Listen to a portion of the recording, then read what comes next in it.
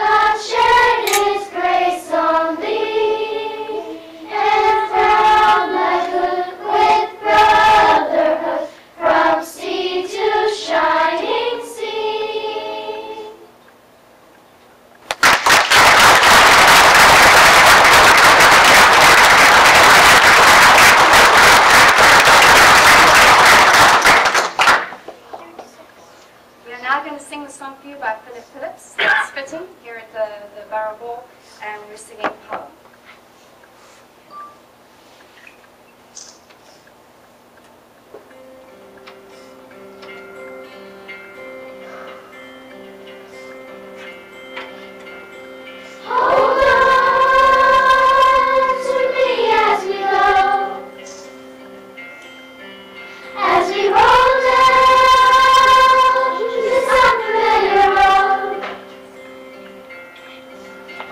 This way!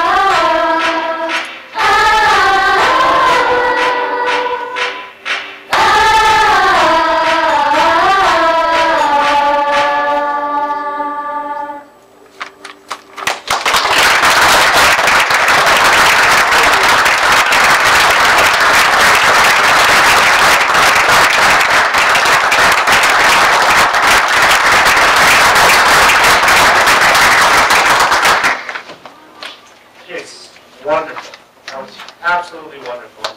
3 practices, you said? Guys, I had goosebumps. You were phenomenal. Thank you all for being here. Thank you for joining the choir, and I look so much forward to having you at all our events, Memorial Day Parade, our Fall Festival, and anything we can have for that. I certainly thank you again.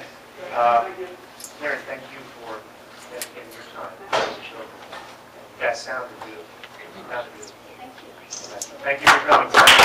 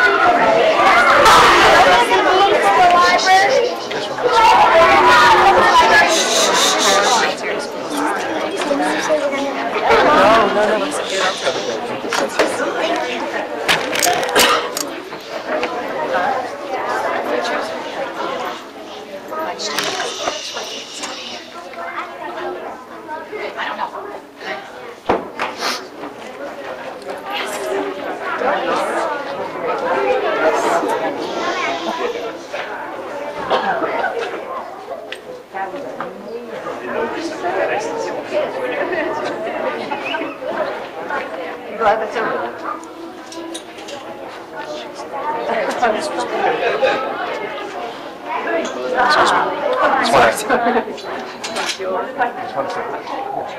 If anyone wishes, we're going to honor Glenwell Garden Center. I'd love to have people back in. Yes, that would be great.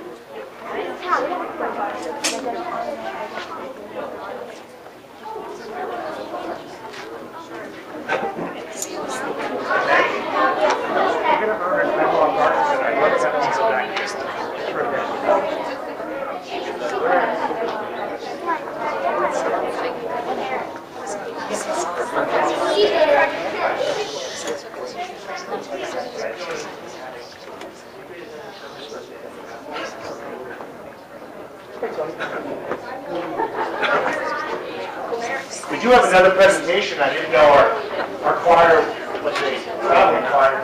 I invited everyone to come back in for our next presentation. Yes.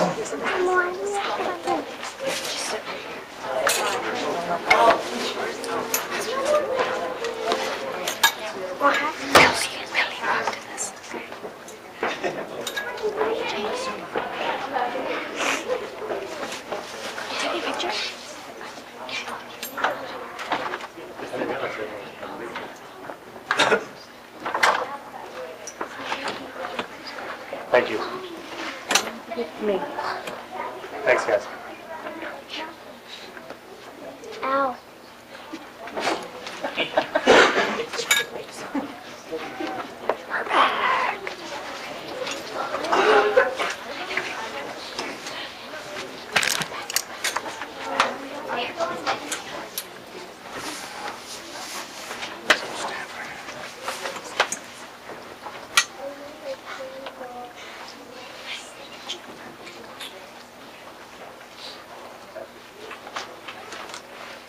I'd like to thank everyone for rejoining us for our next presentation.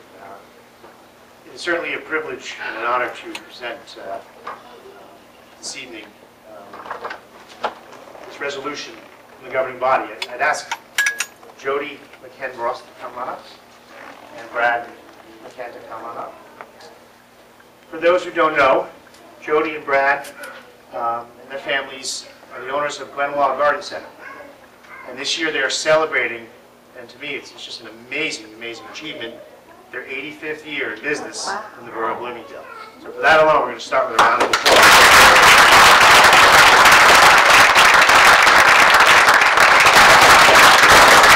And I believe it was your great? Which then? The original founder? Just our grandfather. Grandfather, okay. Yes, Well, Jody and Brad, both and their families for all these years, are just such an asset to our community. They do so much for our community, and we can't thank them enough. And we're honored you're here this evening. It's certainly a privilege again from all of us to present to you. And I'd like to read the resolution which you are going to present. I'd like to read into the record.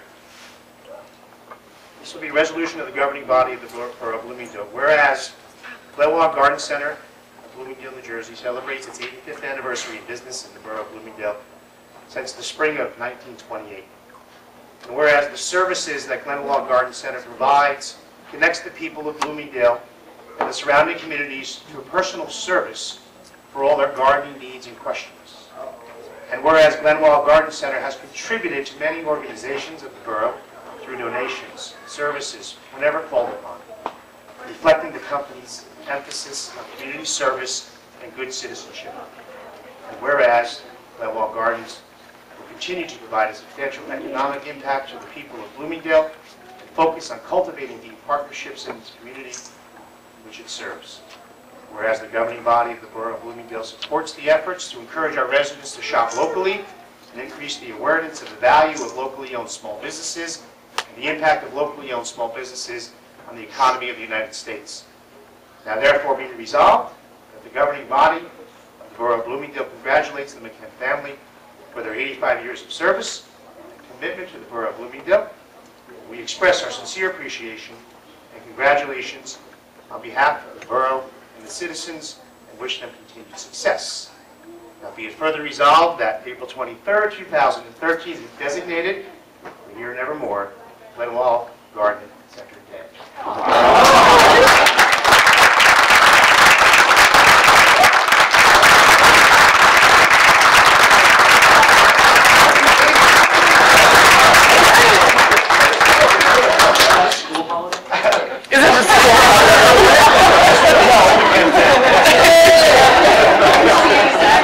No, it's starting tomorrow. Okay, that's great. So I can start to Thank try you, everyone, that for choir supporting first. us for so many years. The choir was beautiful, but again, from all of us and all of our residents, we thank them for your years of service. Again, it just shows what a product you have to be successful so long. So again, we thank you for being here tonight, and thank you for many more years of service in the borough. So, Thank you.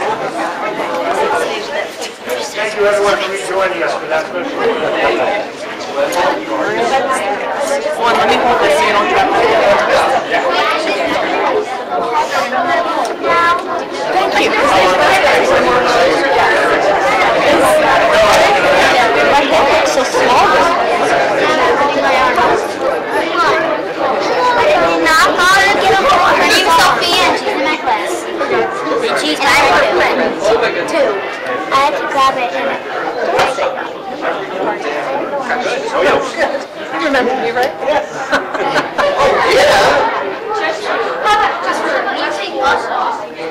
Members of.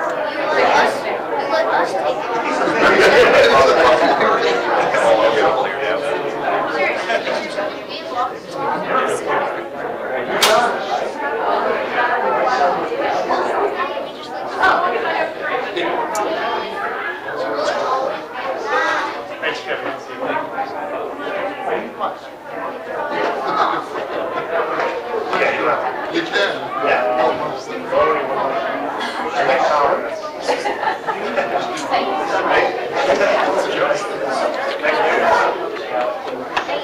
I want to drop from the tree, we'll do that together.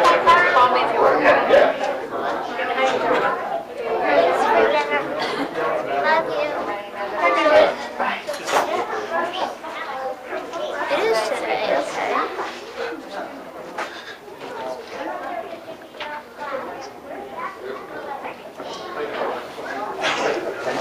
Thank you, everyone. Welcome. There's no need at this time for early executive session. Agenda items. Anyone else does, let me know. Moving along. Any motion or any public comment? All in favor?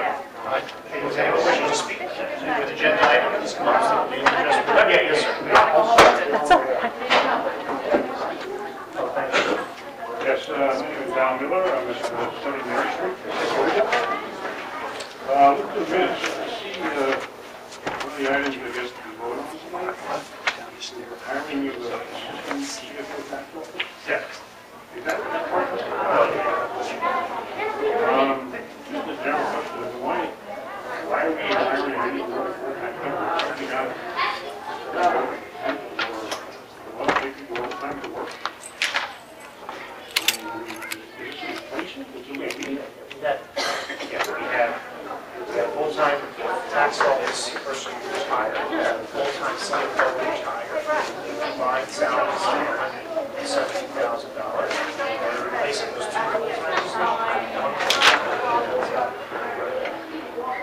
What is it, basically administrative then, Jeff? It's an assistant to the finance department and assistants to our tax assessment. So, I mean, what do we, with that kind of money, why don't we're looking for a real, super finance type person, correct?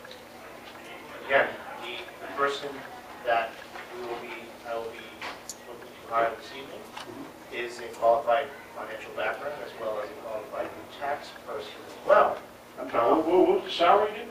30 per contract, Okay. 39,321.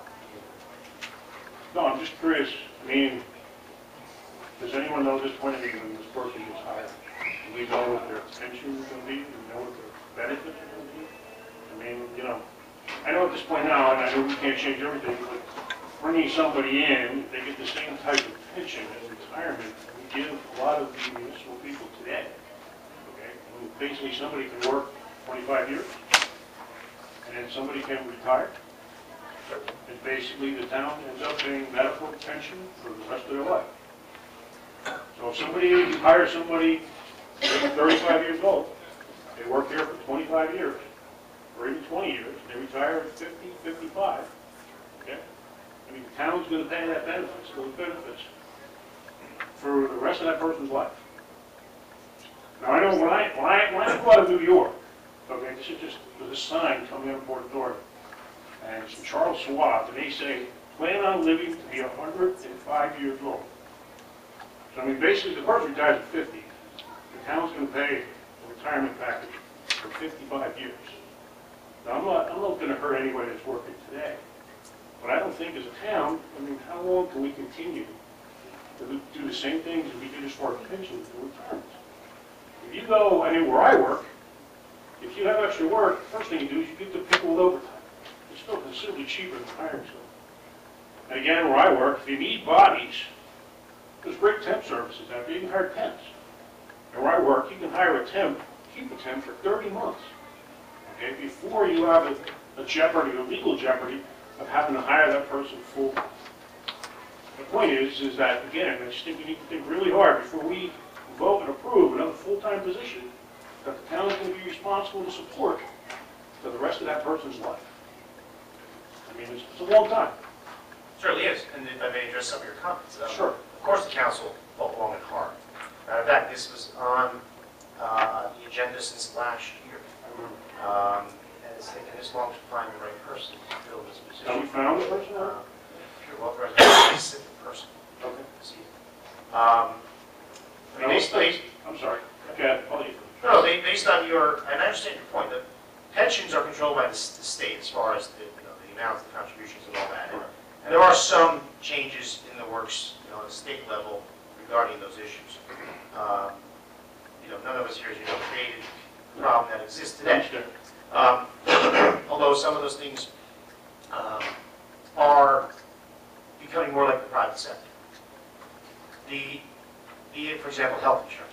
Employees now contribute towards health insurance. Most of our employees are on tier 3. Anywhere from 2 to 3% of their premium is what they're now contributing towards the borough health insurance. So that's roughly a $30,000-$40,000 help to the, Right. Still be lower the rest of the working sector. There's no question. There's no question. No, it's nothing like the private sector. Yeah. But again, we didn't create that. We have to now deal with that. No, I understand that. John, my intent is not to blame anybody here. I'm just a recommendation. That's all. But again, how the council is looking at it is our payroll overall between the two full-times that have moved on, plus other downsizing, the total payroll reduction in the borough is well in excess of $170,000. No. We need to make the investment into a full-time person for many reasons. One is our staff needs help. Two is, you say give overtime. Most of our employees are part-time. Many of them are. So to extend any of their hours would create them to be a full-time position to then, to your point, make them part of the pension, make them eligible for health insurance and so on and so on. I agree. Many of our department heads are not eligible for overtime, and they pitch in. Even hiring this person isn't solving our problem. We run a tight, mean ship here. Oh, I agree. And I mean, just think about our tax office is run by 1, now 1.5 with this hire. Our finance department is run by 1, now 1.5 with this hire. So I'm not saying I'm not No, I'm just trying to get help. Yeah. I'm just saying is, go look at alternate ways other than just hiring people full time. But I mean, that's my whole point. And I see your I'm point, not trying to say no. I understand. Just look at it a different way. You know what? Look at another question is that how much freedom does the council have when it comes to negotiating the base of workers you have today? The only time you can make a change and do any real increases or decreases in cost is when people leave and you have to replace them. Or when the contracts are up for negotiation. Well, I'm sure, you know what, there's some leeway on contracts. I'm sure you can get some improvements out of it, but you know what? You still have to deal with the union. And everything is still negotiated. Sure. If it's not, if no one's happy with it, then it goes to arbitration. I'm not saying you can't get nothing, but I'm just saying is net, when it comes to saving big amounts of money in the budget for personnel, okay, the only one good time you have is when it comes to rehiring people. All I'm saying is just give it consideration. Temp services, we use temps all the time. And you know what, $34,000 a year, I don't know what you're looking for when it comes to qualifications. That's not a lot of money to pay. That's not a high salary. So whatever it is, like I said, you can hire a temp for 30 months and legally not be binded to hire. And that leads to my, That was all. and that leads to my second point I haven't stated yet is, we have in this borough hall 2 people who could retire today. Yes. The rest of the staff would retire within 4 years. We need to start considering the future. So the temp is not going to get you there. We need to start hiring people who are going to be dedicated, making careers in this borough, to replace those people who could be gone in a year, 2 years, 3 years, or 4 years. I understand. That's the position on this particular spot going full-time versus a temp agency or anything like that. Oh, John, I mean, I understand what you're saying, but it still doesn't weigh out the fact that part of the problem the town has, okay, when it comes to the budget, is the fact is the cost of salaries and benefits. Okay, I understand what you're saying, but I think net, having the town to pay for 40-plus years for somebody that's retired, okay, that's part of the problem. We have problems meeting the budget today. I mean, somebody has to look at it. I mean, I understand what you're saying. I'm not trying to be rude or be difficult, but you know what? That's how business works today. We don't hire people off the bat. We go in temps, okay? Or we get people, I have 4 or 5 people that work a lot of overtime. The point I'm trying to make is, okay, and I'm done. I'm not gonna be- No, I enjoy the conversation. Someone Just want needs you to look at understand. it. Okay, you can't just keep hiring full-time people, give them golden parachutes, and the town ends up. I won't see it, but you know what? My kids may see it, or my grandkids may see it. It's gotta stop someplace. That's all. But your position, the only way to make it stop is stop hiring. That's not an option for the borough. No, I didn't say stop hiring. You keep, it's got nothing to do with people. It's got nothing to do with bringing people on board. I'm just saying is, you know what? Don't go into the commitment. That's all I'm saying. Commitment. Don't commit. All right? I mean, there's a lot of smart people in town working a real long time. Does everybody have to be a leader? Does everybody have to be able to do everything? I mean, you know what? $34,000 a year. I'll tell you, to go on the outside and bring somebody in with the cost, what it costs to hire people, $34,000 a year is not a lot of money. You're not paying a lot of money for somebody. So is that good or bad? I think it's cheap. I mean, what are you gonna get for $34,000 a year? I'm missing the point. Okay. We're losing two, we're bringing in one. We're going to save on No, all you're the gonna things you save- talked about. No, Ray, I agree with that. Medical, we lose I two, agree with bring that. in one, we replace with one. I agree with that. Let me ask you a question. Yes. Tomorrow we lose every employee in this town. Right. Is it your opinion that we should replace every single one of them with a 10? No, I'm not saying that. I'm not saying Well, that you're at all. saying that Possibilities about of that two happen, full-time slims and positions. runs. We lost two All full-time the positions, we transportation. bring in Right. one. You're paying $34,000 to hire somebody, okay? Do you think you're gonna get somebody who's got a college degree? Yes. You do. And they're gonna come with Just a for bunch the of record. finance background. Just for the They're record. gonna make $34,000 Just a for the year. record, the number was 39,321. So it's dated correct. Okay. It's a college graduate with 4 years tax experience in a finance major, such a degree. Your temp fees, as Jane points out, we've gone that route in the past. And, you know, there's temp fees involved, and I remember when the town had a temp administrator in between the many gaps of administration, and it ultimately cost more at the end of the day than a full-time person. Base salary, not pension. Based on that, right. But a real important part is, you know, investing in the staff in the sense, I mean, we're in no way, and I think you agree with me, we're not overstaffed in the borough. No, I'm not questioning the And- position, I'm not questioning bringing somebody on board. Right. I'm just saying is, you know what? You have to look at the Oh, sure. long-term commitment. I mean, John, you have to admit, you have to agree with to a degree, and I'm not knocking anybody who works for the town, okay? I mean, as far as I know, everyone works for the town, they do their job, they do it well. Right. Okay? I'm just saying, if you do it the way it is today, with the union contract, what they have and what it costs us, okay? Ray, what do you think?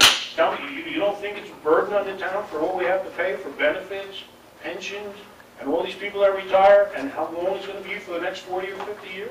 Don't you agree that that's costing the town a lot of money? It's not only costing this town, it's costing the state, it's costing. Oh, I agree. It's costing, Tons. it's all over the place. I agree with you in concept, however, when you only have 3 people upstairs, okay, and you lose 2 of them, you have to bring in help, and temp's not gonna do it. I agree with your general concept, I just disagree with this conversation at this time about this position.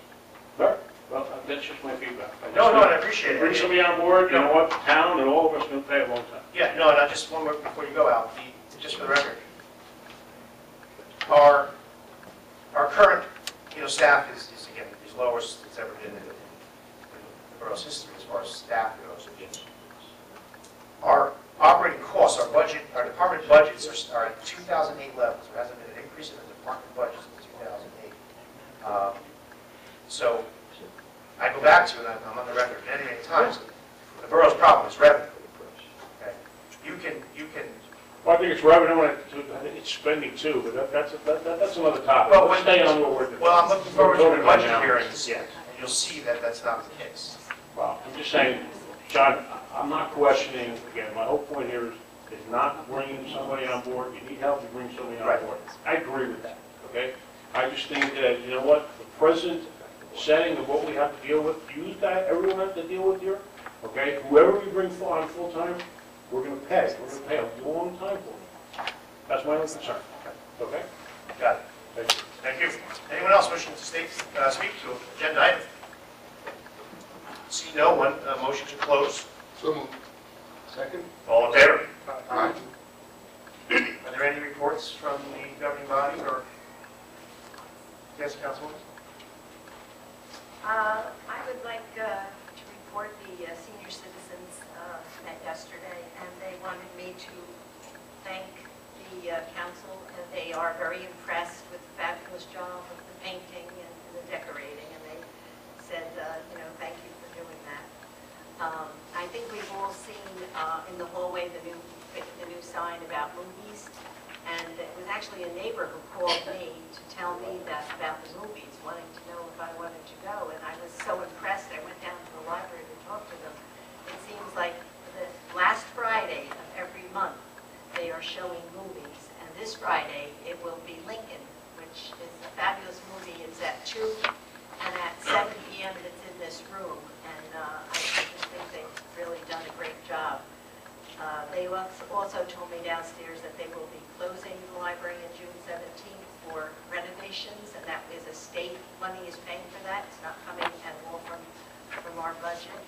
And we discussed finding the library on our new website and maybe doing a little better under general information. You can't get to the library unless you try a lot of avenues, and they do a lot of good things, and they have a lot going on.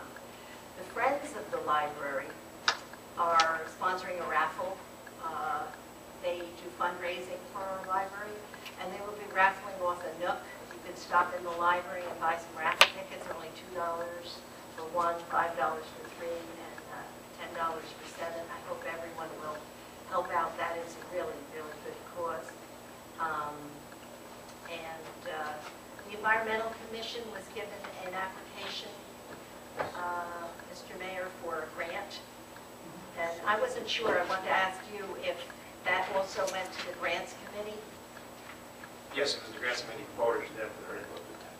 Will the Grants Committee be doing anything? Who's actually going to? Well, because the grant was specific to an environmental, it was Right. the tree grant as a result of Hurricane Sandy. I gave it to the environmental to give their input back to me, and then a further discussion. Personally, There's a May 31st deadline. I know, but I don't think it's something we would apply for. It has to do with replacing trees that were damaged by the storm, and most of ours were in our extremely heavily wooded areas where I don't think replacement is necessary, as opposed to Main Street decorative trees, things like that. So, again, I'm waiting for their input. I haven't received it. Okay. Well, they haven't met since we last did it. It's a simple one-page application, but I don't think it's something that really fits our needs right now. I don't think we Figure have out a way any, to use it somewhere. and have rules. Okay, my other question is maybe to Ray. You're our representative to the planning board, Yes.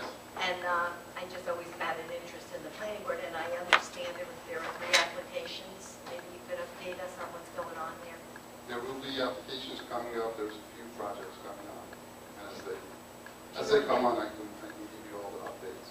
Okay, they aren't anything pending, they're new. There's nothing in front of us right now. What are the 3 I saw on the agenda? Dunkin' Donuts? There's a Dunkin' Donut application coming up, there's one about Quick Check coming up. There's a Okay. few of them. So you haven't heard Nothing in front of us today. There's a more couple of information today. changes, additions that will be happening, that will be coming forward. I'd just Nothing like else to. today. Yeah. Members of the planning board are here. They're welcome pending. to- There's 3 that are on, there's actually, we just got a 5th one in today, but we haven't heard any of the applications at this point.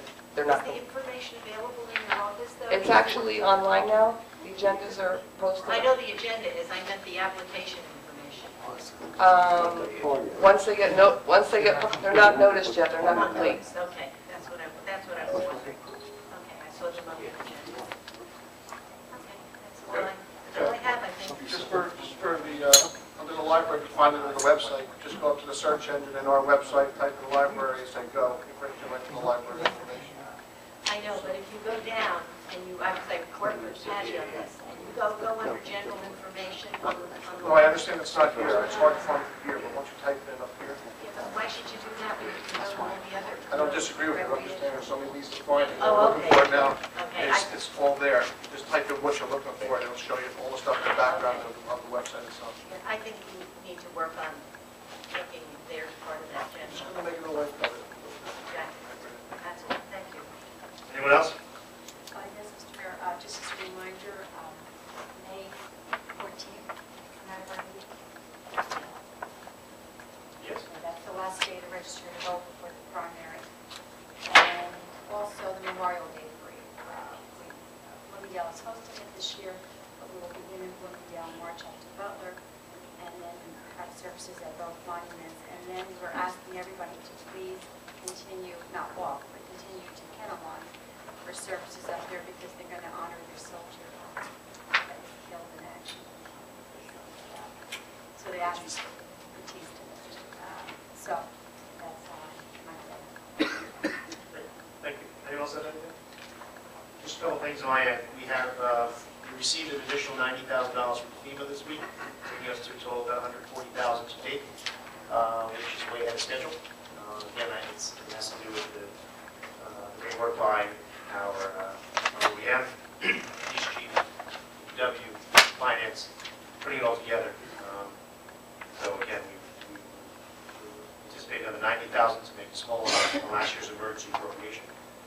Online bill paying is live already for taxes and recreation fees. Utility fees should be live by the end of the week, early next week latest.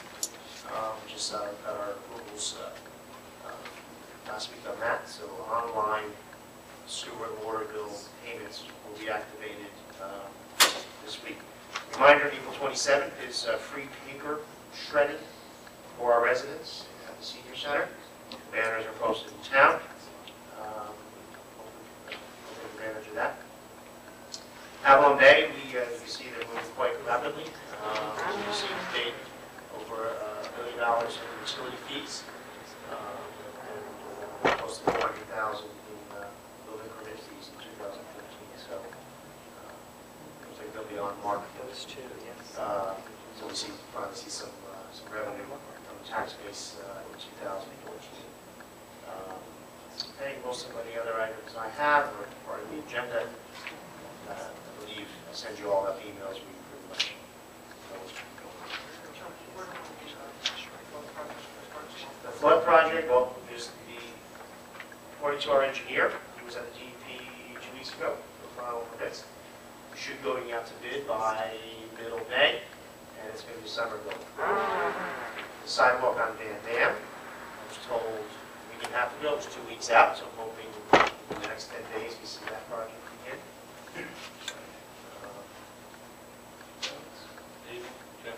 Paving, we are first week of May, Jeffries and Knowles, waiting on numbers for this year, additional roads that we are anticipating. As I sent everyone an email, I'm working on a spreadsheet of every road in town, the mileage of every road, so we can do a 20-year capital plan. So when residents say, hey, what about my road? We'll have an identified year to be paid. But for this year, we're looking at the leisure. Besides Jeffries and Rafting, which was funded last year, we are still waiting again for a DOT notice for the second phase of rafting, which would be 2014. But for this year, we're looking to do through the co-op, and we have either capital funds or money available to do this for 13. The Leisure Place, the intersection of Reeve and Oak, Sophia to Breland, possibly mill and repave our crosswalks, so they're in awful shape. Sections of Clark Street, Hillside from 58 to the intersection of Andrew, Wrenchway and Starlake intersection, Reeve from Andrew to Knowles. So we're pricing all those out for 14, and we'll see what we can afford in that. I thought we were doing Knowles this year, too. Yeah, I'm sorry, Knowles and Jeffries were, I'm sorry, did I say Rafting? Knowles and Jeffries were funded in 12. That'll be the first thing on the list for Fitzpatrick Company to do. As you know, they are the co-op paver through Tilcon, and that's who we utilize in that. That's already funded, and I'm told that would be the first week of May. The county's begun today their curb drops on Glenwild Ave, so we hope to see pavement on Glenwild by the county hopefully in the near future. That road is incredibly bad. Anything else, guys? Thank you. I need a motion to approve the consent agenda. Second? Second. And that agenda consists of various minutes, as the agenda states, membership to the Junior Fire Pump Program for Howard J. Vanderpump, and proclamation order for Child Abuse Prevention and Awareness Month. All in favor? Aye. Okay, the motion carried. Any business? Any motion to introduce bond number 17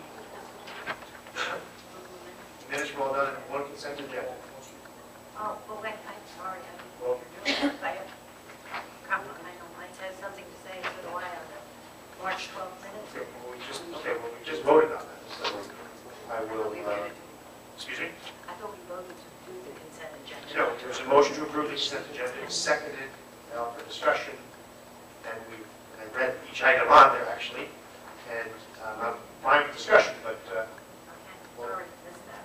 well, no, what was your question? I had on the second page, Councilman Sano, I volunteered to coordinate the committee to look at the 61 homes. That was not, no. I'm sorry? To coordinate the committee to look at the sidewalks on Rapid. Okay. 61 houses. Okay, that was Mark Conklin. He didn't, Sorry. Okay. I don't know if you volunteered to do that, or if you just, I think you made a motion, we should do that, so we should look at it. All right, which will be part of the plan at the end of the year. Look at that.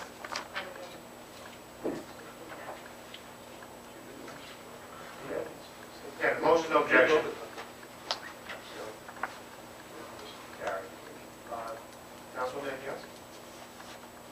We have, I just was noting that we did receive, we already, in our utility budget, received $1 million. Excuse me? We have received $1 million. It's now in our utility Yes. budget. Okay. I think I had said this before to correct it. Discussion in regard to the Riverwalk noted that the funding for the Riverwalk was not under open space. During that meeting, when Ed was here presenting it, we agreed that that was not the case, that it was not, it would be decided where it would be. But it says here that the Riverwalk was not under open space. We don't know that one way or another. And we had said that at the meeting. Do we remember that? You remember that? I remember the discussion where we corrected the Rose Fund. The Rose Fund, meeting. right, right. So, and then, that's what I'm talking about. Oh, okay. Right, this is the recommendations of the committee, and we had, Right. we just corrected that recommendation. Okay, noted. Okay, the other point I have to make is, discussion followed regarding the Walter G. Bergen School and the fact that we do not begin paying down the note until we convert to permanent debt. My question is, since this is in a note, a bond anticipation note, all we have to pay till we go to bonding is the interest, correct? Correct.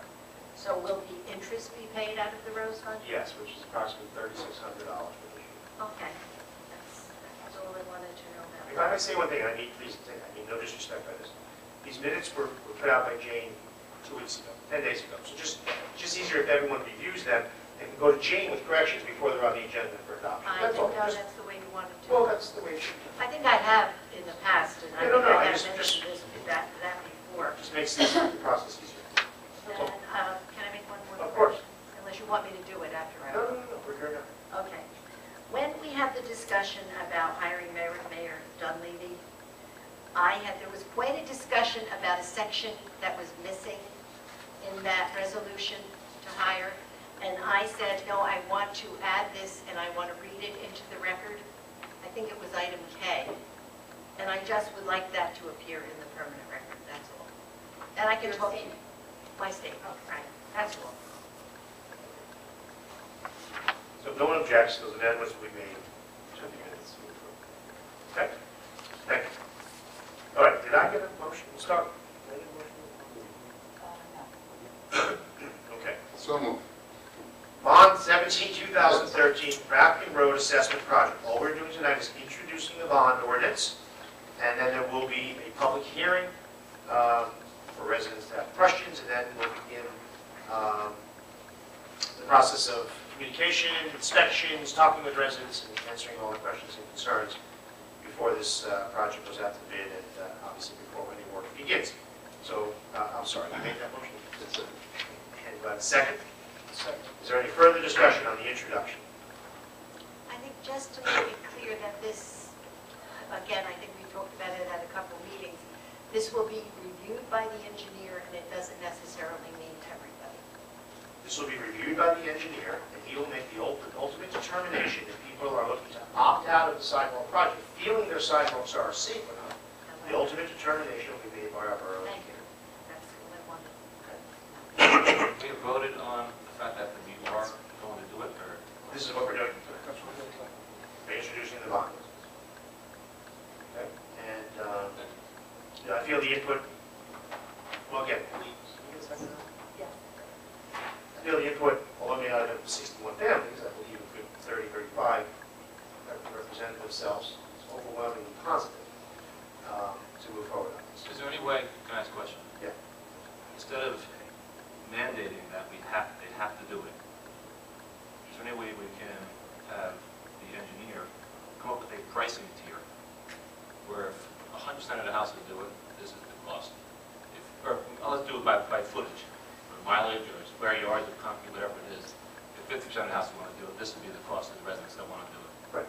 Before we go to bid the project, which will identify exactly the total square yardage of concrete, whatever the case may be, all that will be determined as far as based on who's opting out, who we approve to opt out. That final cost will be known before we go to bid, and we will inform the residents of their final assessment value. He already has the footage priced out, depending upon, Well, he Yes, so that's, priced it based on, my concern is making people pay for something that's theirs. It's their responsibility. It's up to them to decide whether or not they want to risk the liability of somebody falling on their property. And us saying, you have to do it, it's their property. well, I don't dismiss that, other than that I think the borough has an obligation to not allow unsafe conditions to exist if we know that. I think once we put an assessment, I think if we put it down as, like I said, a pricing tier, we said, okay, now it's your option. If you want to do it, here's the pricing tier. Well, tonight is, again, we're introducing the bond ordinance to begin this project. We've had 2 public meetings on the topic, where residents had the right to come and voice any concerns. We will have additional meetings with residents who are maybe wanting to opt out. Like, you know, if someone's sidewalk is in poor condition, and they say they want to opt out, I think the governing body would have a hard time accepting that out then. You know, But it's not our liability. Excuse me? It's not our liability, But it's their liability. but if the sidewalk is such a hazard, and it's known to us, then our property maintenance officer should be citing them for that condition. So, you know, I mean, I don't think we can give it as a pure option. You know, it's not, I mean, I'm just looking at I have sidewalks in front of my house, and if I was a citizen being done with me, I would opt to have it done. But I don't know if any other members on the council, I don't know if Mark Franklin has sidewalks in front of his house or not. To make a decision for people, or nobody here has sidewalks in front of the house to make that decision. but I took the input of the residents who were here. We're going to have another public meeting. Yeah. Right. Maybe we'll get a little more next time. Mayor, one thing the governing body should be aware, by introducing this ordinance, one of the next steps in this process is each property that could be impacted by this is going to receive by certified mail a notice of the public hearing that they are going to be part of this assessment process. And then, after this ordinance is adopted, one, they're just made aware. They're not going to get an actual value. They're going to be made aware that they're going to be part of this program. And then down the road in this process, there's another public participation where they receive notification of the value, what the assessment will be, and what their ultimate obligations will be. And again, there, they have an opportunity to be heard and even contest the value that's placed on their property. So there's a number of steps, but none of the residents will be sort of kept out of this process. As the mayor said, there's already been a number of hearings, as everybody knows. But now they're going to receive formal notice saying, by the way, you are going to be included in the public hearing. If this is introduced, be scheduled, and you'll have an opportunity to come and be heard, because you're going to be part of that population that could be assessed. If I'm not mistaken, each resident will get an estimate of how much exactly it's going to cost, how much the taxes are going to go up, so they're going to have plenty of chances to come forward. We're just introducing the bond ordinance in order to be able to go borrow the money, and this doesn't increase anyone else's taxes, it's only the residents. But you don't, yes, because your Go ahead. finance background, it's not really an increase in taxes. Right. It's just, it's an assessment separate and apart that's got to be paid over time. My point being, this bond doesn't impact the rest of the residents. No, we made the It's statement, only those. people will know their tax increase prior. Their It's not a tax. taxes won't increase. Okay, sorry. It's an assessment specific to Fair point. inside the building. So we have a bit ways to go, where the public's going to have every opportunity to voice their concerns. And I've given that opportunity sufficiently so far, and we'll do more. So no one can say they didn't know. But I think so far it's been overwhelmed with positive feedback. And that's how we're going to make our decision. You know, if 60 people came in and said, no way, then you have a tough decision because something has to be done. I think The fact that it was so positive made our job easier. Okay, so there's a motion on the floor to introduce. Any further discussion? Yes, please. No, you can't. No, there'll be a public hearing. You'll have that opportunity. Thank you, John. I just don't know really the protocol. Thank you, John. Okay, thank you. Roll call, please. Councilmembers Conklin. Yes. Tomato. Yes. Delariva. Yes. Sherman. Yes. Sondemire. Yes. Yazdi. Yes. And this will be May 14th. Second.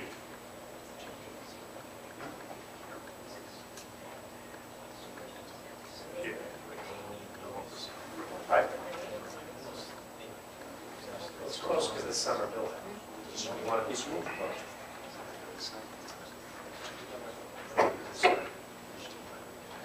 Right.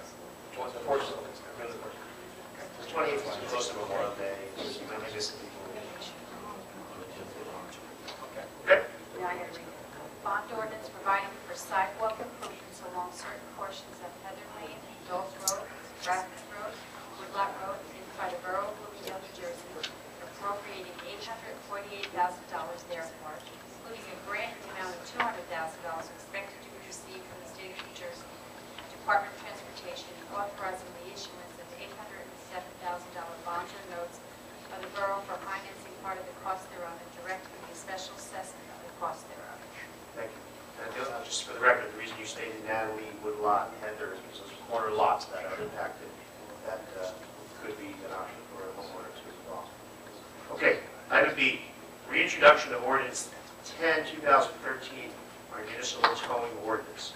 Again, this is reintroducing the title. Our attorney worked closely with our police chief on this final ordinance. Do I have a motion? Second. Any further discussion? Why are we doing this? Just refresh my memory. Right, I'll defer. Well, you know, the current towing ordinance has, was really in need of an update. And there's quite a bit, believe it or not, in some towns there's been litigation about limiting the number of towing companies. And also, if you have a rotating list, and part of the rotation is, say, a towing company from Morristown, well, they don't respond, they don't get to the scene fast enough, there's problems with picking up the vehicles, and the police have problems with the fact that they clutter the road, you know, if there's a vehicle that's disabled. So, in working with the chief, we came up with a mechanism where there would be certain requirements that, you know, for example, that the towing company would be in the proximity of the borough, they have the ability to service the borough on emergent needs, and we got to, sort of went back and forth with the chief, who was really helpful, meet the needs and yet be within the bounds of the law. So it wasn't just a list anymore, we're going to have 2 or 3 towers, period. We want to have towers who qualify to meet the emergent needs of the borough. So that's what we've done.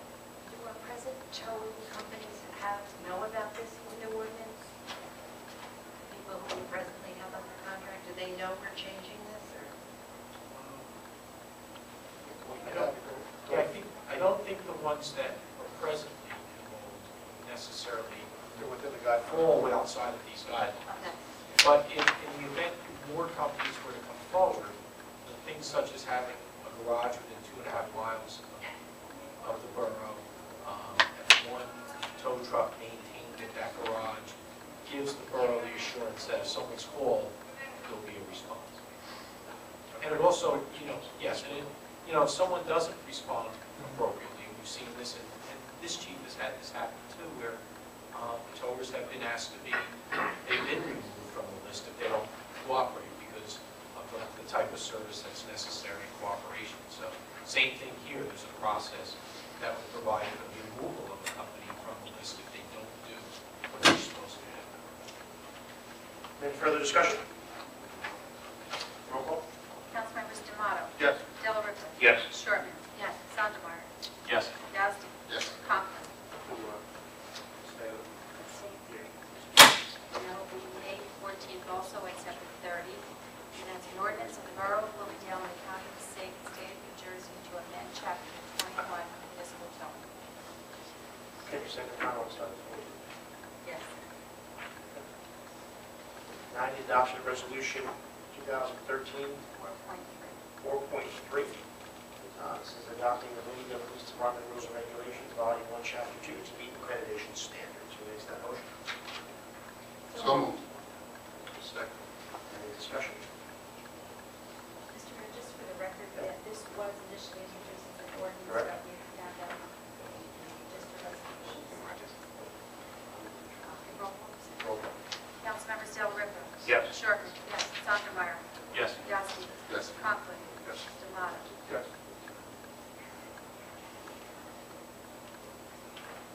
Letter D, need a motion and authorization to hire an assistant to our CFO, Finance and Tax Assessor's Office. This would be Brianna Calabro. At a starting salary, and I was going from memory before, just for the record, so it's $39,821. This would begin June 1st, June 3rd, excuse me. Who makes that motion? So moved. Second. Any further discussion? I'd just like to say that I appreciate the comments. I understand the concern about, hiring full-time people. You have to, looking at our budget, the numbers I figured was we have a savings of $156,000 in changes that have been made in the last year to our borough hall salaries. And I think the people holding down the fort here are working extremely hard. They do think that they need this help. And I think the most important thing is to get a person who's qualified and does a good job. That to me is the job description, and we're looking forward to hiring a great person. Roll call. Is there a job description for you? Yeah, well, there one exists, again, the borough hasn't formally adopted any job descriptions, but there are templates that the borough has had in place. I mean, Fred. So we put together prior to her signing a contract? Well, yeah, I mean, yeah, there is assistant to each department. No, it's a union position. There's a position, there's a job description for each department, so they will be merged into one, each description will apply to this person. She'll split her time half and half, or is it? And it'll depend on workload. I mean, in theory it'll be half a day, finance half a day, tax office, but if one week Barbara's on vacation, then she'll do more time here. So it's going to be definitely flexible. And Jade hopes she'll become our web. Mayor, can I just add one thing? Just for Yes. the record? The tax and CFO's department has enormous responsibility as far as compliance. And so sometimes, when we discuss, part-time or temp, one of the distinguishing factors in these two departments is the tax office. If you ever look at the Division of Taxation as to the reporting requirement, there must be about 60 or 70 different responsibilities. You talk about tax sales, tax liens, senior deductions, entry deductions and exemptions.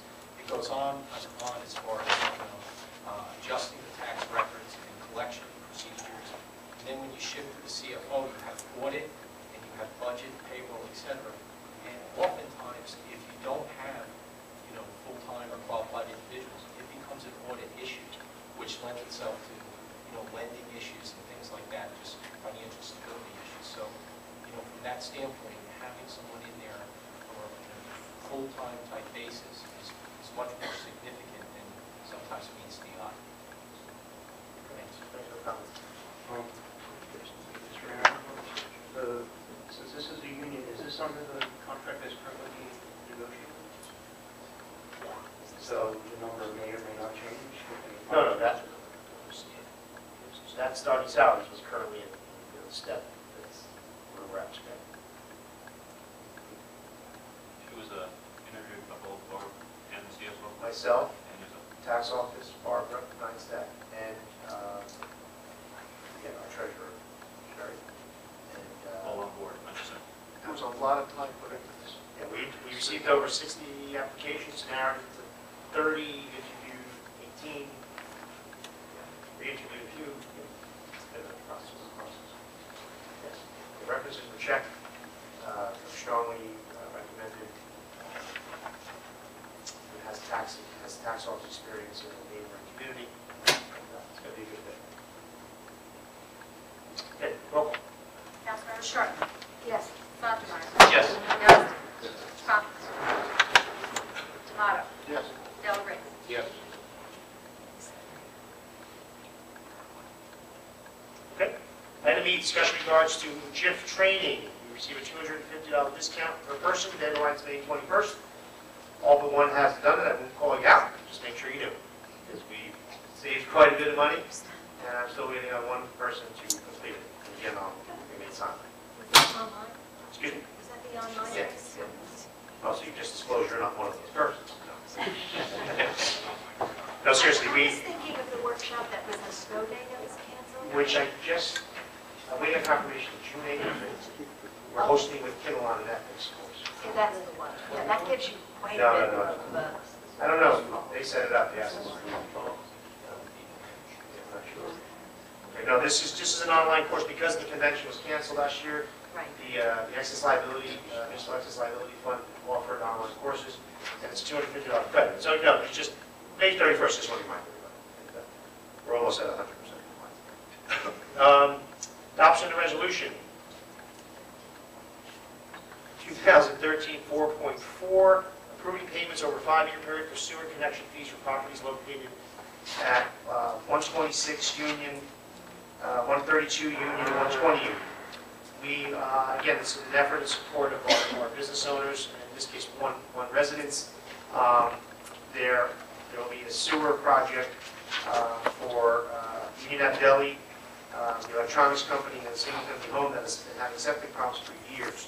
And they will obviously be paying the full cost at their own expense to do the hookup. And obviously, we have a $7,200 hookup fee per code, which we are not in any way, shape, or form waiving. We are allowing them to pay it over a 5-year period to help them get this done and stay in business and stay in Bloomingdale. Copy of the resolution defining lot block. And I need that motion. So moved. Second. Any discussion? Roll call. Councilmember Sandemeyer.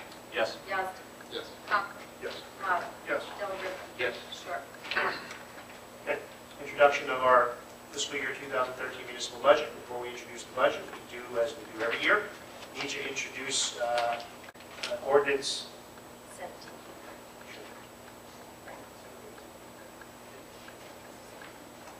I'm sorry, yes. 18, 2013, exceed the municipal budget appropriation limit and to establish a cap bank. We are not exceeding our cap, but by law, we are required to, by ordinance, establish a cap bank. So who makes that motion? So moved. Second. Any discussion? Roll call, please. Councilmember Yazdi. Yes. Conklin. Yes. Tomato. Yes. Delariva. Yes. Short. Yes. Sandemeyer. Yes. Now, when do you want that second and final? We need 40 days. June 11th. June 11th first. We need in June, which would give us the 40 days. We want second and final, June 11th.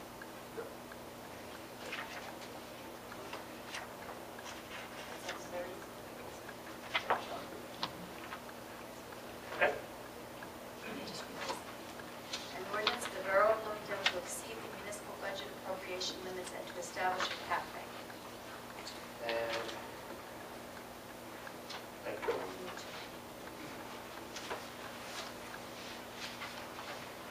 Okay. Now, the adoption of Resolution 2013 4.5, the introduction of the fiscal year 2013 municipal budget, the second and final reading on June 11th. So moved. Seconded. Any discussion? Yes, I have discussion. And I also have a question for the attorney. When we vote to introduce the budget, because we received this budget which was developed by our administration, this was not, I'm a member of the committee, and the committee did not do this budget. We received the budget last Thursday. I have put a ton of time into this, and looking through it, I have developed a ton of questions.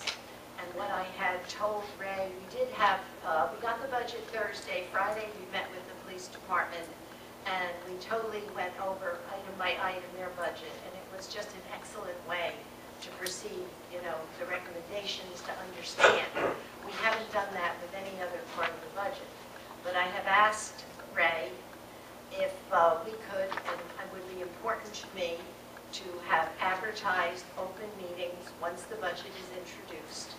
The entire council could be present, any residents would be welcome to be present, we could go through it, much the same as we went through the police budget, because, I just have too many open questions. I mean, I have a lot of questions here, but I don't think it would be appropriate to go through the questions for the budget It's not a public hearing. before the introduction. And I understand that the audience, the residents have not, and do not see this, until we introduce it. Is that correct? Correct. And I just want our attorney to tell me that if I vote yes to introduce this, this does not bind me to vote yes to the final budget. That's correct. All's a yes vote this evening, if this were to carry, means that there will be a public hearing for final consideration.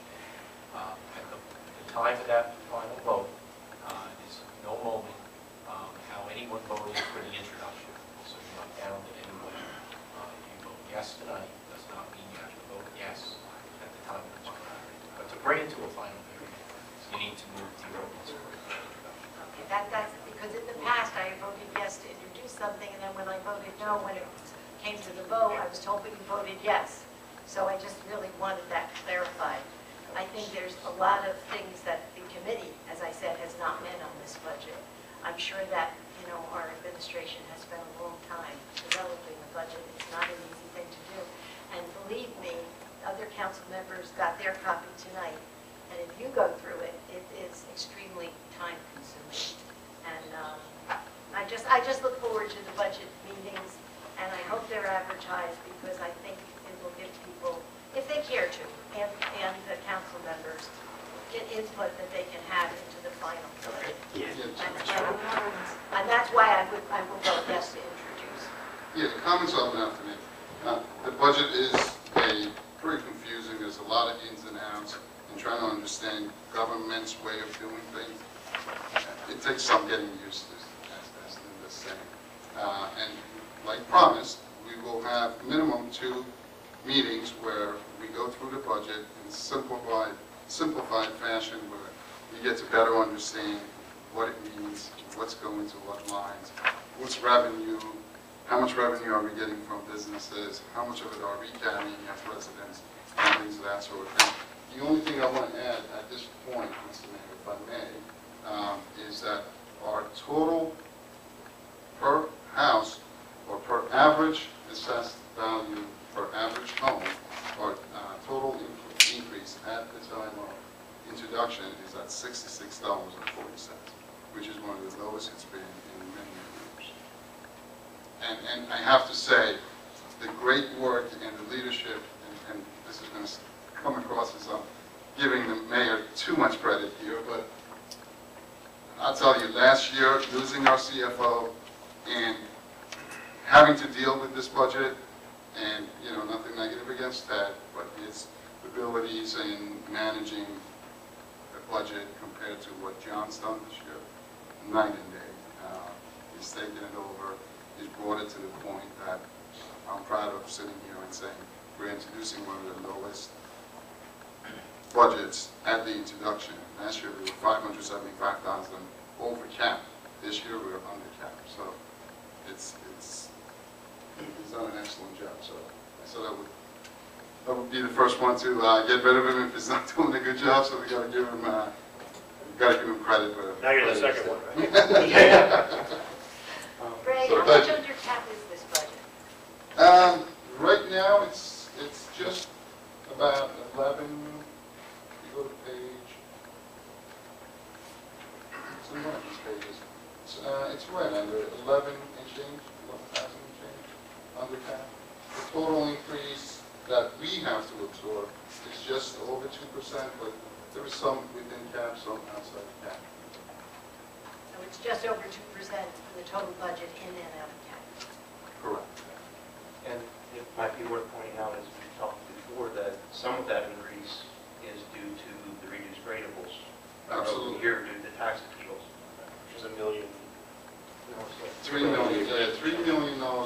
All the tax appeals, right? It ended up reducing our total assessed values, and when your assessed values go down, your rate automatically goes up because you have to cover the same fixed number. So Again, we'll have public hearings, we so. will have public hearing, go through it in fine detail. Right, we're introducing it so it can be public, people can see it. We'll have 3 public meetings, the 2E1 advertised final, and all these questions will be answered, and it's going to be, it'll be interesting when we show the loss of revenue from the lower the tax appeals, when we show the increased cost of just operation, which Mr. Miller alludes to with, obligations and pension and raises, and how all that occurred, and the most we can go up against that cap is $130,000-ish, you know, and how we achieved that. And that's still, you know, it's coming off a good year. Finally, you've seen some surplus again. I mean, this year, I think, with the increased growth and surplus, and still not seeing the impact yet from the pilot revenue, which we will realize in 2014, which is just going to just be a great day for Bloomingdale. So we're in great shape. And the presentation, the budget committees will identify in detail, line by line, exactly what we're talking about. The councilwoman's point, every department head submits their budget. Not one department head's request increased. So it's kind of, in that sense, it's easy to put it together because no one asked for more. And again, when you realize that the lost revenue, increased expenses, and how we're able to achieve and still be where we are, it was quite a feat, and I don't take all the credit by any means. We had Sherry was just paramount in the development of the budget, and as well as our auditor, Joe Facone, and his firm. So again, a lot more will be out there when the public meetings are. I look forward to that. And are copies of this available to the public? It's quite a... This will be posted online, and you can download it tomorrow. Oh, okay, it's online. Well, it will be tomorrow. More coming. Okay, so any further discussion? Again, we just touched upon, we're under cap, we're at $66 the average household, and that's really what we need to talk about today because, you know, we'll have public hearings on detail, and that's what the public can speak to as well. I need a roll call. Councilmembers Conklin. Yes. Tomato. Yes. Delariva. Yes. Shortman. Yes. Sondemire. Yes. Yes. Yes. Thank you.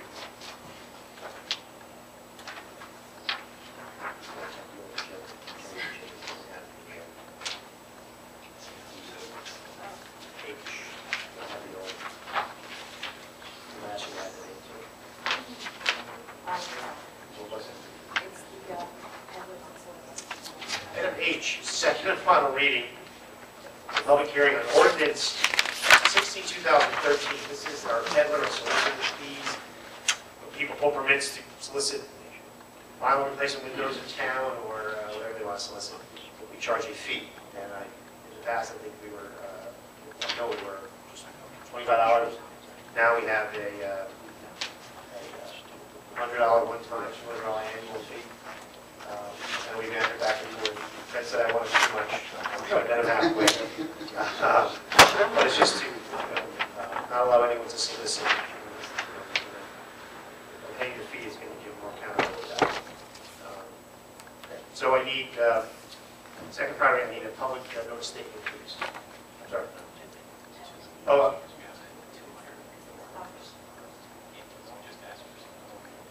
so motion for that, before we read public statement? Yes. All right, so just if you would, Fred, on the record, state, I need a motion to amend the original, how it was originally introduced for tonight's final reading.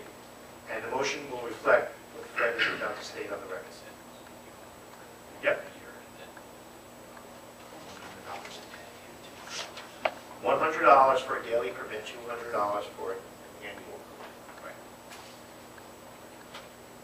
So that, someone make the motion to accept that amendment to our original introduction. Is there a second? Is there any discussion on that? That was me meeting Fred. I want 200 a day, 400 a day. So, you need a roll call? Oh, I thought you meant discussion on the amendment. Discussion on the amendment. Can I 100 have a a day can I discuss, ask a question on about the amendment, yes. this amendment that we're passing? No, specifically, Change that you just The made. change that you just made? Correct. Okay, no. okay. All in favor? Aye. Okay. Now I need a public notice statement. Yes, Mr. Mayor, this ordinance is posted in the municipal building, published in the Herald News, copies available to the public, and a motion may be made that be read by title. And who makes that motion? So moved. Seconded? All in favor? Aye. And that's an ordinance of the Borough of Bloomingdale, in the County of Passaic, State of New Jersey, Code of the Borough of Bloomingdale by amending Chapter 4, General Licensing, Chapter 4-2, Peddlers and Hawkers, Section 4-2.5 Fees, Chapter 4, General Licensing, Chapter 4-3, Solicitors and Canvassers, Section 4-3.6, License Fee, to amend license fees charged by the Borough for peddlers and solicitors and canvassers. Who makes the motion to open the public hearing? So moved. Second. All there? Anyone wishing to speak to 16-2013? Television Solicitor's Order, please come up. Seeing no one, motion to close. So moved. All there? I need a motion to adopt. So moved. Second, any discussion? Yes, they have discussion. Like at the Little League, the Triborough, last year they had all peddlers along the side. Does this apply to them? No, those were vendors for the private nonprofit organization. This is for, again, I use the example of a construction company. That's a very common one, where they come and go door to door trying to sell you vinyl windows. Door to door sales. Okay, that's all I wanted to know. It would also apply to, like the flower vendor, or no, that's a separate one. Well, that's $500. Christmas trees and flowers. Yeah, that's a separate order, that's $500 for the other. That's Magazines, and certain nonprofits have exemptions, like Jehovah's Witness would fall under this, they have an exemption, right? Right. So same with Girl Scouts, some of the cookies, obviously. All right, roll call, please. Councilmembers Demoto. Yes. Del Ripa. Yes. Sherman. Sherman. Yes. Sandemeyer. Yes. Yazdi. Yes. Conklin. Yes.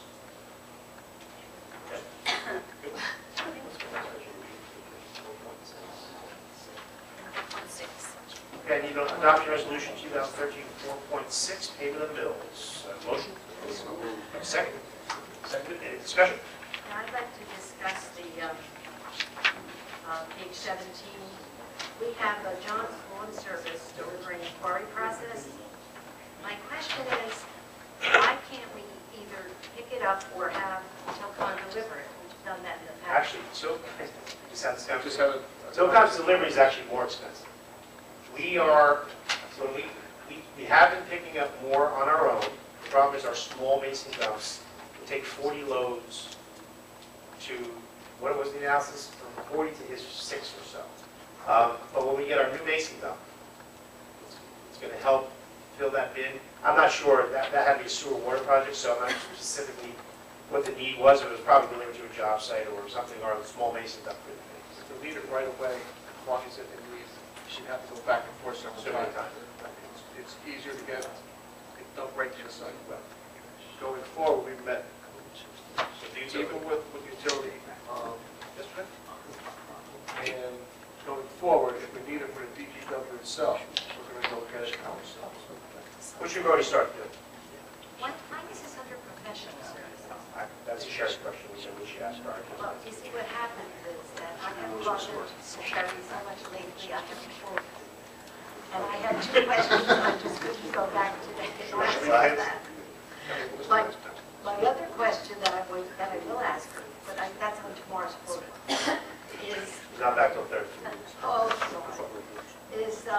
I don't understand the work at Walter T. Fix Ruts for the That was, lighting right, project. that payment comes out of the Walter T. Bergen lighting project, which we deducted from Zenith Construction as a lighting contractor, for the damage caused to the field during the project that he did not properly repair. So that amount, $7,000, $7,700, is deducted from the electric contractor. And fall like that within The electric contractor? the install. Oh, electric. No, I've Zenith seen who. Construction. Oh, Right. Zenith is the Right. electric. He Okay. damaged the field Okay.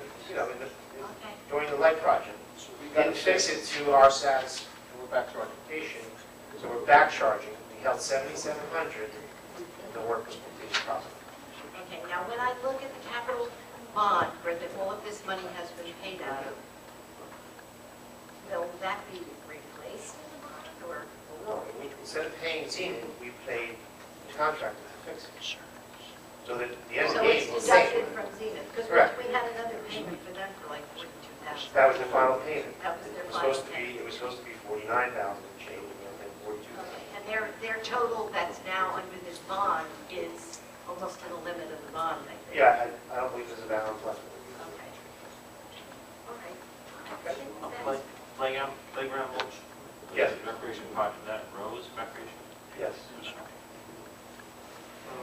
John, one question. Yes. Muskie Trail Hatchery? Yes. Miscellaneous expense, should it be a record for that? Comes out of public events. Can I ask that question? It's miscellaneous expense.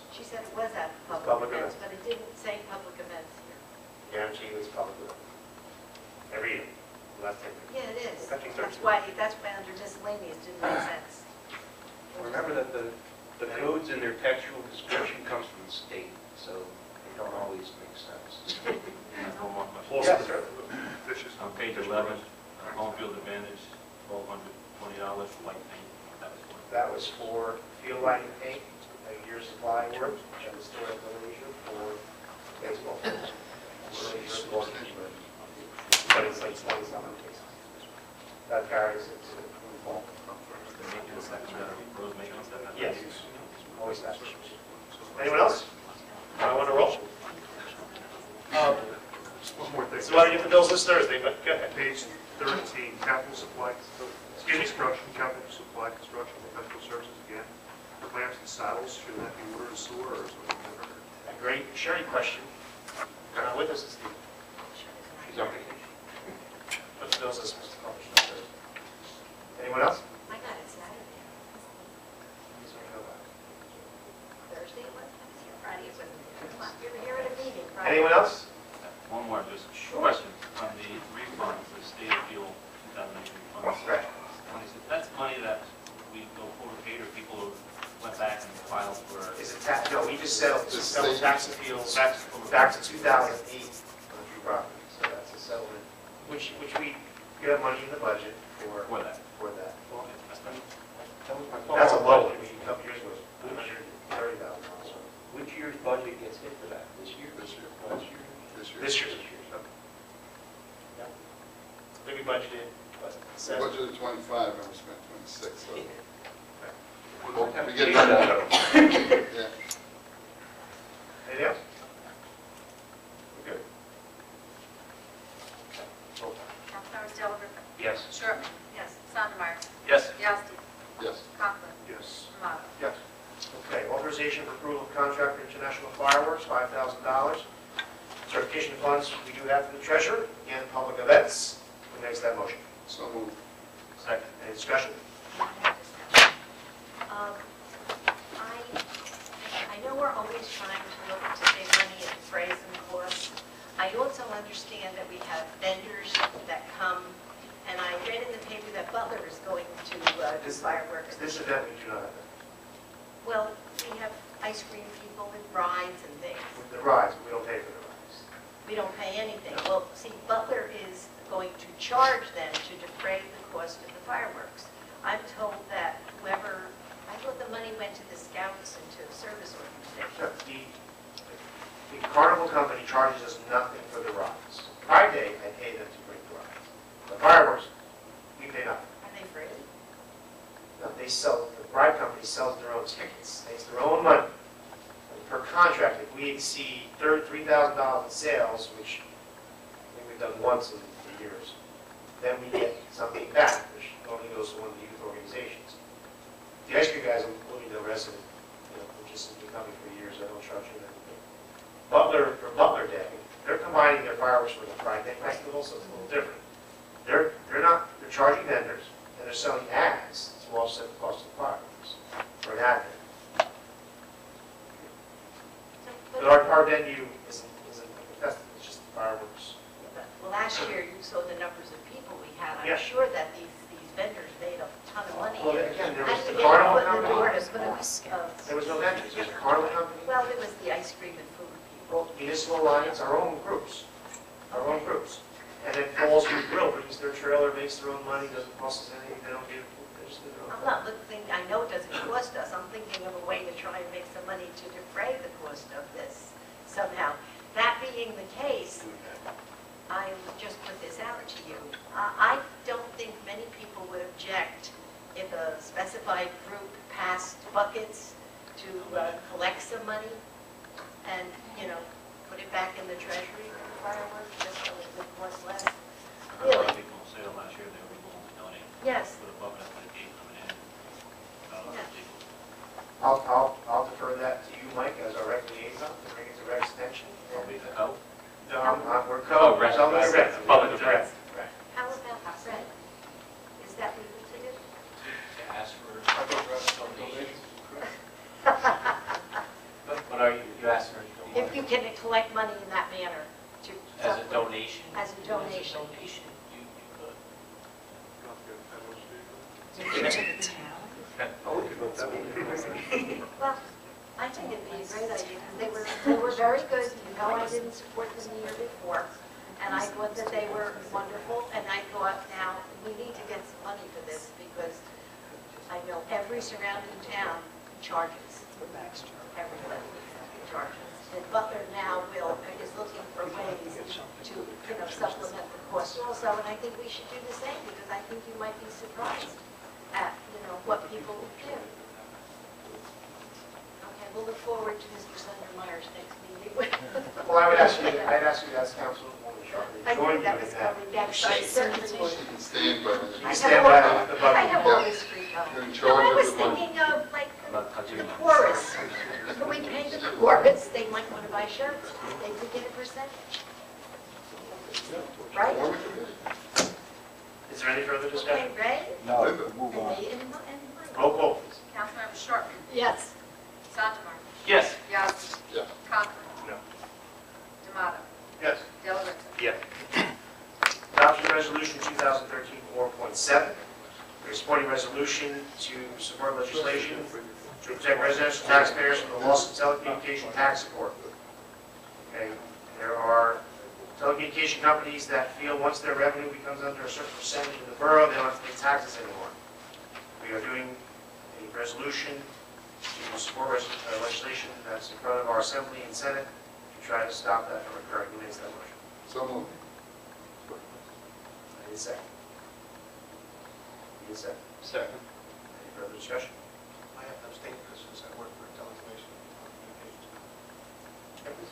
Roll call. Excuse me. Rich. Councilmember Sondemire. Yes. Yazdi. Yes. Conklin. Yes. D'Amato. Dela Ripa. Abstain. Shortman. Yes. Thank you. 4.7. Adoption resolution 2013-4.8. This is a renewal of an interlocal agreement between the Livingston Board of Education and our construction office. Our construction code official does construction reviews for Livingston Board of Education. Who makes that motion? So moved. Any discussion? Roll call. Councilmember Yazdi. Yes. Conklin. Yes. D'Amato. Yes. Dela Ripa. Yes. Shortman. I don't know if this went to the Shared Service Committee, which I'm on, but I don't. Well, this has been existing for about 6 years, so it's just a renewal. It's not shared service. I'm going to abstain. It's not shared It's not a service. shared service, it's an interlocal agreement. Oh, You okay, receive okay, because we okay. have an expert on hand. Good luck if you have. Okay, Dan. I'll vote yes then. I vote yes. Sondemire. Yes. Adoption tax office resolutions 2013-4.9 to 2013-4.13. Mike, these are the ones where refunds from either overpayments and/or tax lien, third-party settlements. Who makes that motion? Second. Any discussion? And a roll call, please. Councilmember Conklin. Yes. D'Amato. Yes. Dela Ripa. Yes. Shortman. Yes. Sondemire. Yes. Yazdi. Yes. Thank you. I now need a motion to open the public comment. So moved. Second. All in favor? All right. Anyone wishing to speak, please come up and give your name and address for the record. Hi, my name is Rich Ballard, 16 High Street, Bloomingdale, Jersey. How are you, Rich? I got three subjects that I could bring. Sir, First, we have a property maintenance supervisor. property maintenance. Supervisor. Well, we have one man who works 12 hours a week. But he has 12 hours a week, he has a town car, town gas, right? Yes. Good Friday, there was garbage along Main Street. It laid there, Good Friday, Saturday, Sunday, Yeah. Monday, but he only works 12 hours a week. Can't the cops issue these people tickets? Actually, by code, it is our police who should deal with that matter. We had an email exchange and some discussion with our chief who feels that, and I agree with him, it's an antiquated ordinance making it the police's responsibility, and I don't think our police should be dealing with it. They had services at St. Anthony's. They walked from St. Anthony's to the Bloomingdale Methodist Church. And they got in front of 129 Main Street. They had to go out in the road because of the garbage. No, it's awful. No, it's terrible. You know. So we had discussion, and we're looking at ways to resolve it, because that is one of Councilwoman Shortman's biggest pet peeves, and it is awful. To try to educate, to the summons is obviously, I think, the fix in it. I hate doing it, but I think ultimately we really look at using our reverse 911 designated in areas to tell people to get it in, or there'll be summons. But as of today, it is our police who need to enforce that. I think that's something we need to look at by code, and it's for the borough, so our property guy's not in that day. So I think that's something we need to look at, but we're all in agreement with you. I come to see him, I think every day about, it had to be Monday, because Monday was garbage day in the flats where I live. Right. They just sort of picked up the garbage, one of the tenants put it out for Thursday already, was it 10 minutes after the garbage Right. before there? I come up to see him, I just missed him, he'll be back Wednesday. Said Rich, call me. I'll deal with it immediately. Call me anyway. Well, it's a townwide problem. It is. But when I know about it, I'll deal with it. So call me on it. Please. The second thing I want to bring up, the fireworks. Yes. Last year. Yes. The only thing wrong with that fireworks was that they didn't take up the collection. They should have passed the bucket. Councilman Shortman made a statement right after that she noticed a lot of people there from out of town, right? A lot of people I didn't know. Well, I go to Butler Day and they give you hamburgers, hot dog, and pizza and soda, don't even question it. The only thing wrong with that fireworks display was that they didn't take it, they should have passed the bucket. Now you're saying, oh, they should pass the bucket. It was fabulous. But your complaint was there was a lot of people there that shouldn't have been there, or No, out of I town. don't say they shouldn't have been there. Well, they're out of town. You shouldn't even question it. I think that when other towns find means of paying for it, Well, instead of the tax dollars, like a collection, I think that's sharing the expense of something you're enjoying. this year when Butler has Butler Day, go over. They'll give you anything you want free. They don't question where you're from. Right. Well, I don't think that this is the same as Butler Day, though. But Fireworks. I don't think that Butler Day, from what I've read about Butler Day, a lot of their businesses contribute things free because they have some highway businesses, et cetera. okay. So it's a little bit different, but I don't think people would object to throwing in whatever they Well, I know choose. they would. Like I said, that was the only thing wrong, that they didn't take the collection. I said the next day. Right, again, I'll defer to the governing body. I've always been of my position's always been, at the very least, that's one event that the borough can give back to our residents without asking to hand Yeah, them but up. That's my position. The council doesn't have to agree with me, and they'll have a committee and pass a bucket. I think it's the least we can do to give back to our residents without having to ask for more money. That's my position. All right, another thing I just want to ask you quick. The River Walk, is that still a going thing?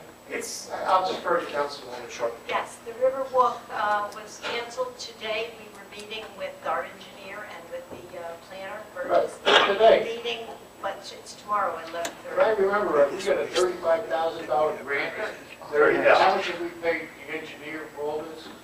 Let me finish my statement. Our seniors are always out there walking. I see them every day. They could walk up to the corner, get a coffee at Quick Check, cross over the bridge, they can look up the river and down the river. They can walk down Main Street, they can see the river all along there, they can see the beautiful river. They can go down to Sloan's Park and see the river. They can go down the river and they don't see the river. And we're wasting all this money for this river walk, which I don't, they're not going to walk through the woods. Yes. Okay. It hasn't cost us any money. No, but it's, It was you a say it grant, costs. and it is to develop the area. Have you been behind the senior center where the gardens are? I've been there, yeah. Well, they have, the people developing the gardens have some great ideas of different activities and things that should develop along the Riverwalk. But the Riverwalk would be much more in concert with the river, closer to the river. And right now, we'll wait until tomorrow to see what they are going to present for whatever. You're Right saying now, the borough isn't it's not spending. costing us nothing. Where did the $35,000 come from? That was with the planner and the engineer. No, from the county. From the The county. county. Grant. We can't use it for something else, or That's what wasting it on the river walk? Well, the council specifically applied back in 2011, specifically for that grant. The council in 2011 applied to the County Open Space Trust Fund for $30,000 for a river walk step, and that's what's being done.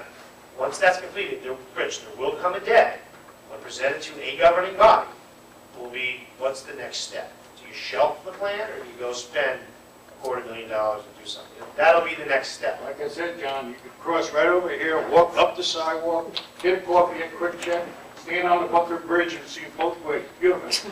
They can walk down Main Street Butler, they can go in Butler's Park, sit down and watch the stream that feeds the river. They can go down to the south corner, look up the river, down the river. They can go to Sloan's Park and they can't see the park no more, but they can see the river. They'll be able to see the park after the summer. Well, John, that's a different, I always said, I think I said to John or I said to Mike, I donate the sign, Sloan's Park was here one time. I mean, Well, that's how Councilman DeLazier had a bandstand put there, Riverdale got it. There'll be nothing. Like I said, there'll be no active recreation. It'll be more of a botanical kind of walking area on nature. I would have loved to eliminate the island, but the DEP would let. Thank you. Anyone else? John, please. Sorry. Of course, now you can. Yeah. Unless you change your mind. Do I change my mind? No, I should take my coat off because you're Tom Tracer, 158 Grafton Road. I do agree with Rich. I think like maybe 4 things on my mind. I'll try to be very quick because I know you guys spend a lot of time for this town. I appreciate it, believe me, I appreciate it. Don't like the river. I agree with exactly what Rich said, so I'm done with that. As far as charging anybody for Pride Day or fireworks, well, you know what? To me, they're almost the same thing. No, the fireworks is $5,000. Pride Day's about $7,000. That's a little bit different. Okay. And John, Mr. Mayor, you stole my thunder a little bit, that I agreed with something that you said. Write that down, Jane. Hey, Jane, also write down that I am a registered Republican. That was already written down. I'm sorry. What your point was, Mr. Mayor, was that you have to give things to the people because so many people in this town are, all 13 of us, that's another issue, are saying that, you know, we're paying so much money for taxes and what are we getting and blah, blah, blah. You really need to give back something to the people. You know, Mrs. Sherman, maybe you do want to pass the hat, and if people want to put something in, they can. Okay, that might happen, okay? But I would hate to walk into Walter T. Bergen's field and have somebody stop me at the fence and say, sorry, Tom, we need $3 or $5, you know, to get in to see the fireworks. People won't do it. What they will do, they'll go to Kilon and they'll see it for free. I go to Kilon, I'll go to Butler, I'll go to Pumpkin Lakes, I'll go to Riverdale, I'll go to West Milford. People are not going to pay to get into Pride Day. I understand we don't charge for Pride Day. We don't charge right now for fireworks. I don't think we should charge for anything like that because like the mayor said, give the people a little something to say, hey, yeah, let's go to fireworks. You want to pass the hat? I guess I don't have a problem with that. I don't think we're looking at an admission fee. I would hope not. And actually, that's, as you presented it, I didn't think it was an admission fee. But Mr. Sondermeyer is probably also now I hear he's on this committee. No, I don't think you're going to get anyone in town to pay an admission fee. Will they drop a couple of, yeah, maybe they might into the bucket. The other thing is the Grafton Road project. What kind of time frame is there going forwards from today on? Are we talking, because my wife wants to know whether she has to pull up her roses so that they don't get plowed over. The ideal build-out will be July, August. Okay. Oh, fantastic. So that's while school is out. While school's out before we get. Nice. And again, Tom, we will have meetings. We'll have, everyone will be publicly noticed about the final adoption, and then we'll have public meetings with our engineer, and make sure everyone knows what's happening. Well, I'm good with it. I'm on board with it. I'm surprised that it's taking this long, but We had to wait for the budget because if we need deposit money, even though part of the assessment part of the grant, we still need deposit money for the bond. And that's why we need to introduce it. That was what we had to wait for, that we could put it in the budget and still be under cap and all those good things. And I always like to say this, you know, I've been in this town for many, many years, and this is like maybe only my third meeting in 40 years, but I can't believe there's only 13 people in this room. And there, yeah, that's a lot, right? You should go to a more event. You know what? I have also voiced my opinion about that. Someone said, wow, the board event meeting was packed, there were 6 people. And there are so many people that have too much bad things to say about this town. And the people that are sitting here right now, and there is only 13 people, other than all the council people here, and yourself, Mr. Mayor. And after, how many families in this town? Maybe 2,000, I don't know, 1,500 families, and there's only 13 here. I mean, that's horrible. And then so many people have so many nasty things to say about what's going on here. Okay, I'm going to stand up and I'm going to say, hey, I don't agree with something, and yes, I do agree with something else, but at least I voiced my opinion in front of the council. So many other people, they don't come. This is appalling to me, and I hope I'm on television today, and I hope I go on record by saying to everybody in Bloomingdale, what are you doing? So many people have too much to say, positive and negative. They don't come. They hear through word of mouth. You know, Mr. Dunleavy said this. You know, Mr. Yazdi said, come to the meeting and listen. Okay? And, I mean, everybody here, I only have to do this. How often do you have meetings, John? Well, This meeting. the second and fourth Tuesday of the month. How many times do all you guys get together? And I hear you say to Mr. Sondermeyer, we talked about this, and Mrs. Sondermeyer and Mr. D'Amato and the attorney, and you guys spend so much time 24/7. working, yes, working for this town. I don't think anybody really realizes how much you guys put into it. So, just want to, tell, people in your neighborhood, come on out to a meeting and find out what's going on in the town. Thank you, Mr. Mayor, thank you, council, so much. Thank you. Mr. Tracy? Yes. Thank you very much for those comments, but that really was very nice. Well, But we do get back, so bring your wife to the movies Friday. Right, It's well, great. if you know my wife, you No know my popcorn wife? in this room. My wife is also on the board of the library. My wife is a library Oh, trustee. good. So we're trying to get back to this community. And I know she's done a lot in PTA too. Yeah, probably. Like I said, I've been here for 40 years. I don't know. Doesn't believe us. Me and Mr. Sondermeyer and Mr. Dunleavy have spent a lot of time with Boy Scouts and Girl Scouts in this town. And, there's a lot. It really bothers me that people have too much negative things to say and don't give back to the community. My son has, your son has, Mr. Son and Mrs. Strawberry, put everything, Okay, I'm ramping now. It's a good man. Thank you, Tom. Thank you. Anyone else wishing to speak? Yes, sir.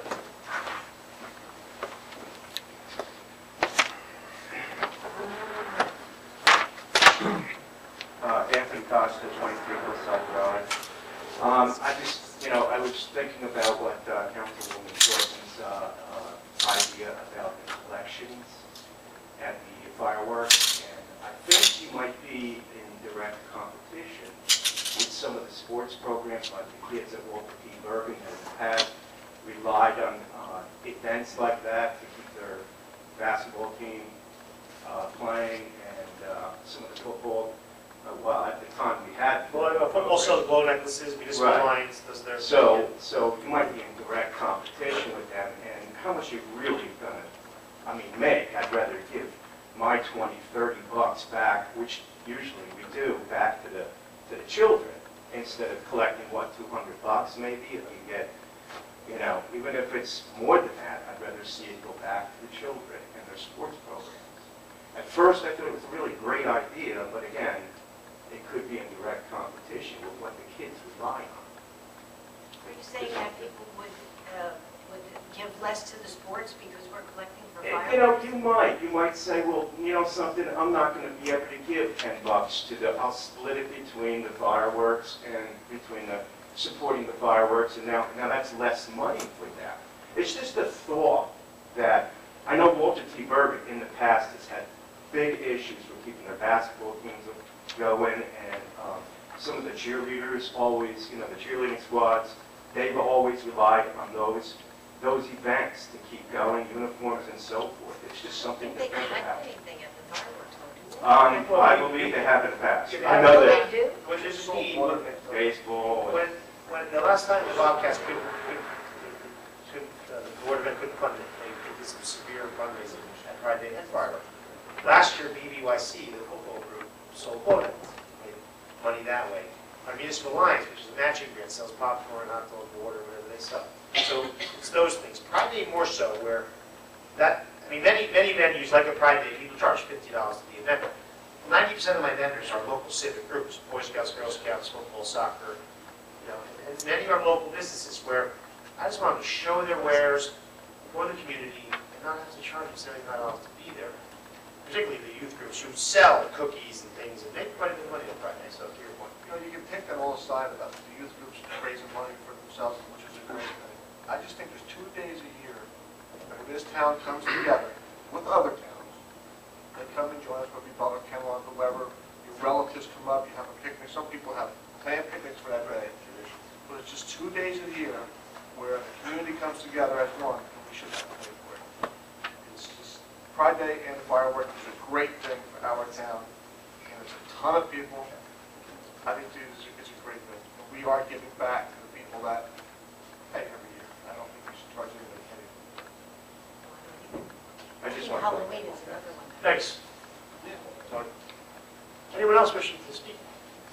See, no one? You want to speak? Sure. Do that, right? Yeah, sure.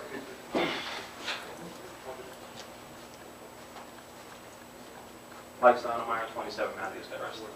I'm here on behalf of William Sotomayor, 31 Matthews Terrace. He was in Lake George, I'd like to get pretty talking. He recently got a letter from the water department that his meter was unreadable. And they said it was unreadable and they would do an estimate for the last 5 readings, which would be a year and a half. They got concerned that it's been a year and a half that they haven't been notified, even the first time it wasn't read right. Then they told them it cost them $150 to replace their meter and their box on the outside of the house that they can't read. And that's a cost to him, as the payer, the tax of the water bill. Right. I talked to PSC&G, when their meters go out, first electric and their gas, they replace it free of charge. It's not. So his question is, why are we charging $150 and why does it take a year and a half to get a letter? And he's only hoping that the estimate is when they were there and not when they were in Lake George, where the flow is low, and he has to pay down a year and a half worth of fees. But again, Butler does our reading. Okay, we don't read our own meter. Butler, we have an interlocal where Butler does our reading. So I'd have to reach out to Butler on the history of what you're bringing up, number one. Number two, it is in our code that meter replacements are paid by the users. I mean, we didn't invent that, and none of us here, including yourself. It's in our code. It's been in our code. It's you know, replacement of meters is such. Now, I'll have a conversation with Rocco as far as is there distinguishable difference on, you know, it's just age, if it's physically broken. I honestly can't answer that question. So I promise you I'll look into it, and I'll get you your answers. Yeah. Okay, thanks. Yeah. Thank you. Anyone else? See, no one, motion to close. So moved. Second. All in favor? All right, we have a late executive session with 5 matters of negotiation. We will take a 5-minute, just, Sorry. There was an ordinance that was introduced the last regular meeting. It was for the paving of the utility Right. roadways. And that was ordinance 14-2013. So technically, the public hearing was scheduled for tonight. And I just have a motion to table that ordinance to the next meeting. this is for requiring utilities to pave. Yes. Where, you know, originally I wanted curb to curb, we require infrared for certain percentages of road, we'll detail that. So motion to table ordinance 14-2013. All in favor? 5 matters of negotiation, action being taken, and